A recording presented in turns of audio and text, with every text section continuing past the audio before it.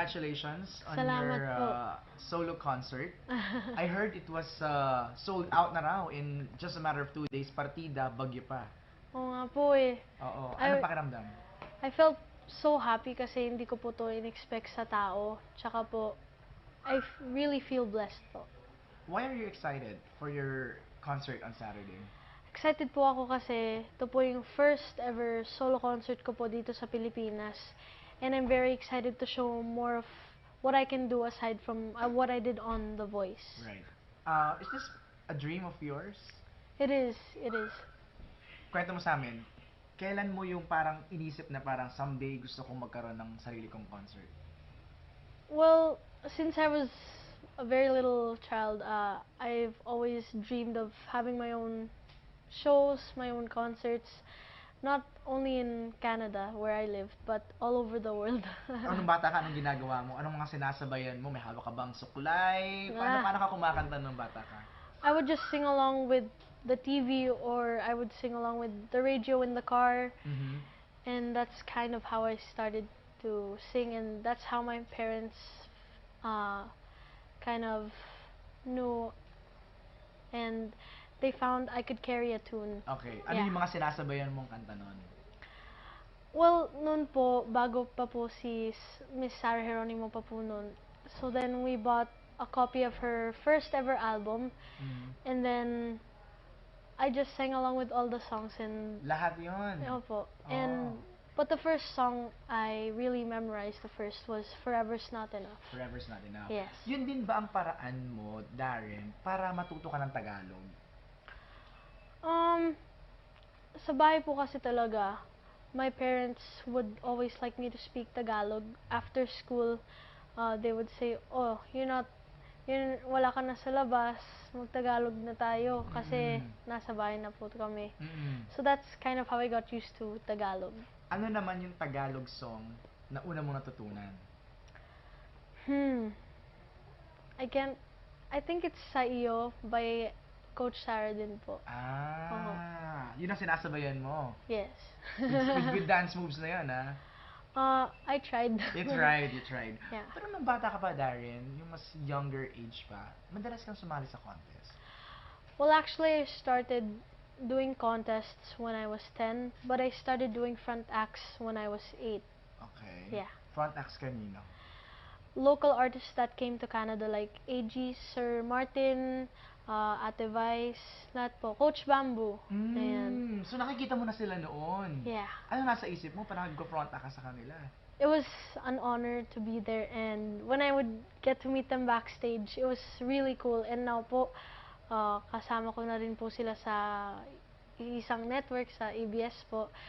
So, parang noon lang po, I just had a dream to be with them someday, and now po, it's coming true.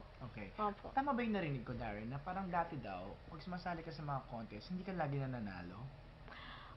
One time po, nung sa Edmonton po to, it was called Pinoy Singing Sensation. I won the grand prize po, and kasama ko po doon mga bata until mga 37-year-olds po, mga Okay. ganun. And I won, so I was very happy.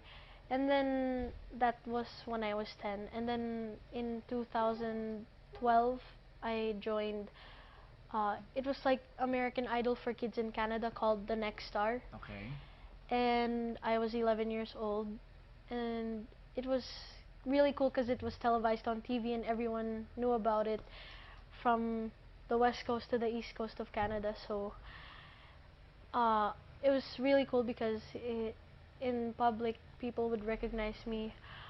But I only placed first runner up. But I still got a cool experience from it po.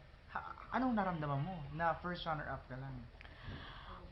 Well, I still felt blessed kasi I made it to the top 6. And I was still happy for the winner. Pero pagkatapos po nung contest, Sony Music kasi po sila yung nagki-carry po sa contest na po na The Next Star. They called us, and Chorus Entertainment po. Sila po yung may hawak nung The Next Star. They called us and they said they wanted to do more projects with me in Canada, and they flew me back to Toronto. So after po nun, 2012 and 2013, I was flying back and forth from Toronto po, doing recordings and guestings po sa TV shows. So busy ka na. So ramdam mo na talaga noon pa, at age 11 or 12, ramdam mo na yung ganong klaseng buhay. Buhay singer, no? Paano mo nalaman yun sa The Voice? Well, my grandma po, kasi po parati po siyang nag-aabang sa TV. Sabi niya po sa mami ko po, kasi nanay po tawag ko sa lola ko. She called my mom from the Philippines. Sabi niya, may audition siyang The Voice Kids. Ilipad mo si Darren. Kasi yun po talaga yung dream niya para ho sa akin, na makasali sa mga contest po na ganito. So then I was very excited po.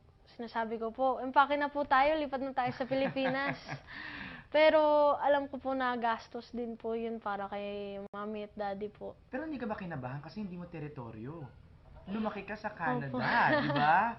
Parang ito, Nga po. bagong lugar to for me, for you, di Yes. ba? May ganun kang kaba? A bit po.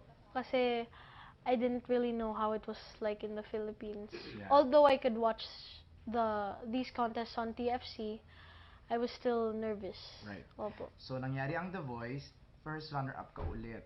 Yes po. Ano naramdaman mo? Na parang, it seems like, parang medyo mailap yung parang title sa'yo. Opo. Well, kahit naman po, May hinayang, may parang, ganun.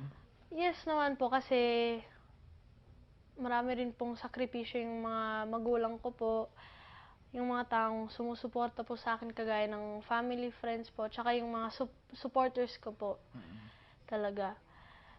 But I felt happy for Laika naman po, Right, when she won. right. And despite that naman, I mean, look at you. I mean, you may, sila Laika, they're doing their own stuff right now. You know, Juan Carlos, and Yeah. Laika. And then, I think sa inyong tatlo, sa inyong apat, ikaw ang unang mag-first solo concert. Yes po. Diba? So, that itself is already a blessing. Opo. Diba? Ano masasabi mo sa sakripisyo ng mga magulang mo? Parang I'm very lucky to have them po, kasi hindi lahat ng mga bata may mga magulang na katulad po na kagaya ng mami at daddy ko po. Tsaka yung mami at daddy ko po kasi parati pong suporta sa akin, buong pamilya ko po, they're always there to support me. And not everyone has that type of support that they give me po. Right. So I feel very lucky to have them. Ano ba mga sacrifices ang ginagawa nila for you? Mga gastos po, pag may mga gigs po ako dun sa Canada po, they have to also be with me, of course po. So yung gas din po pag malayo yung mga gigs. Right. Mga ganun po. Tapos mga utang din po. Yung utang po papuntang dito sa Pilipinas. And for them just to be with me here. Bayad na. Opo. Bayad na. The last time na nagkwentuhan tayo sa Resorts World, Darren, ang sabi mo sa akin noon, hindi ka pa rin sigurado, hindi ka pa confident if you're gonna stay here or go back to Canada. Sabi mo, yung mga magulang mo muna yung unang babalik. Now, what's your state of mind? Well, right now po, I'm staying here in the Philippines, but